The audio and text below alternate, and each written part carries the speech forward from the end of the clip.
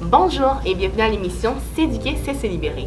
Mon nom est Gabriela Louis et voici ma co-animatrice Yveline Civil. Nous travaillons au sommet socio-économique pour le développement des jeunes des communautés noires. Connaissez-vous le jour de l'émancipation? C'est de ça qu'on va vous parler aujourd'hui.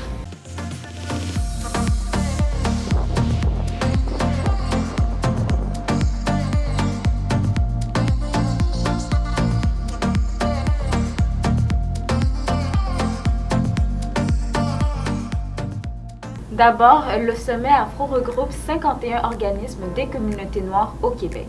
En effet, notre mission à nous, c'est de contribuer à l'histoire sociale et économique du Québec tout en se concentrant sur l'apport des jeunes des communautés noires. Exactement. Nous sommes allés voir quelques employés du sommet pour leur demander de dire en un mot ce qu'ils pensaient de l'organisme. Regardons ça tout de suite. Pour moi, le sommet, c'est la synergie. Synergie communautaire. Éducation. Connaissance. Engagement. La créativité et l'ouverture d'esprit. Pour moi, le sommet, c'est une famille. Tout est dit, ce sont effectivement des mots qui représentent bien le sommet Afro et ses membres. Oui, et dans le cadre de la célébration du jour de l'émancipation, le 1er août, nous vous invitons à célébrer avec nous dans la semaine du 26 au 31 juillet, où nous vous proposons une série d'activités. Aussi, nous sommes en collaboration avec le Secrétariat fédéral de lutte contre le racisme. Ils ont pour objectif de mettre fin au racisme systémique et à la discrimination raciale.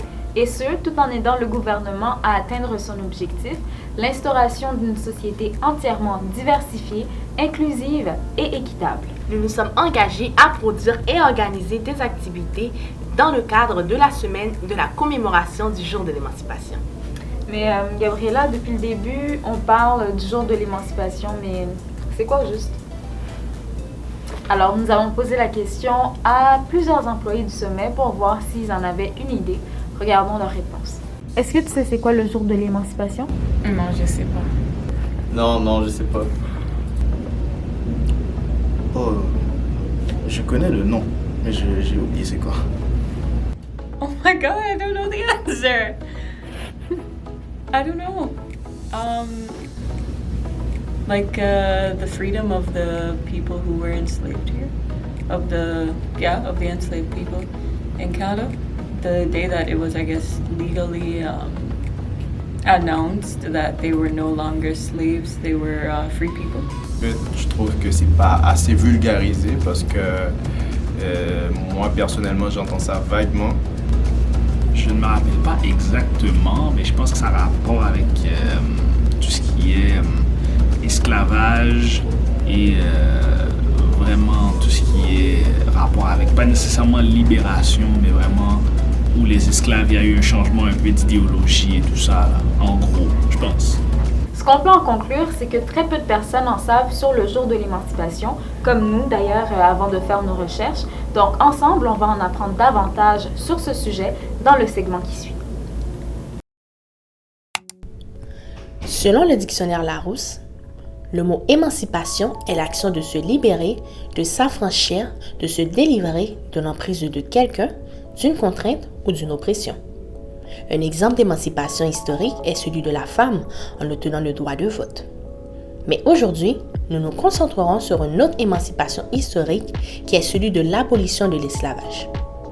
En effet, une loi a été créée en 1833 dans l'Empire britannique, mais appliquée l'année suivante de la date exacte du 1er août 1834. Ce qui a affranchi plus de 800 000 Africains venant du Canada, d'Afrique du Sud et même des Caraïbes.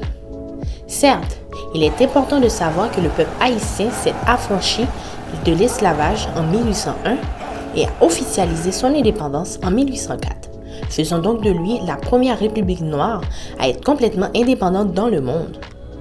Ce sont donc eux qui ont posé la première brique menant ainsi à la loi de l'abolition de l'esclavage. Cette journée qui est le 1er août 1834 deviendra alors un jour important qui sera célébré depuis.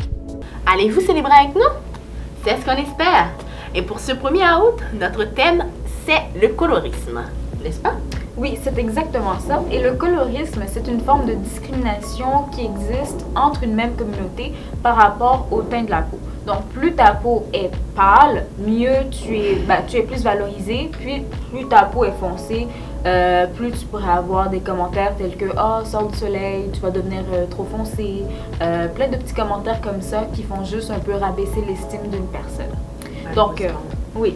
Puis aussi, les termes light skin, brown skin, dark skin sont très souvent utilisés dans la communauté noire pour décrire le teint d'une personne. Et souvent, les personnes dark skin reçoivent plus de blagues un peu négatives. Tu sais, c'est jamais pour vraiment te faire du mal, mais c'est toujours des petits commentaires qui, à la longue, deviennent vraiment lourds, puis qui te font un peu avoir un manque d'estime de soi peut-être, puis des choses comme ça. C'est ça en général le colorisme. Et ce vendredi 30 juillet, nous allons avoir une conversation avec M. Franz Voltaire qui va nous parler un peu plus du colorisme.